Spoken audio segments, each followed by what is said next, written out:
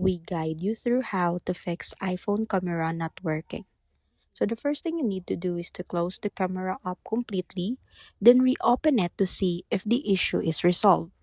If the camera is still showing a black screen or freezing, restart your iPhone by powering it off and back on. Next, check if another app is using the camera by closing all running apps. Go to Settings, then Privacy and Security. Tap Camera and make sure the apps you want to use have camera access enabled.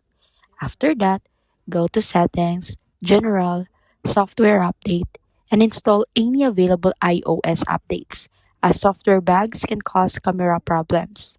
If the issue started after changing settings, go to Settings, General, Transfer or Reset iPhone, tap Reset, and choose Reset All Settings.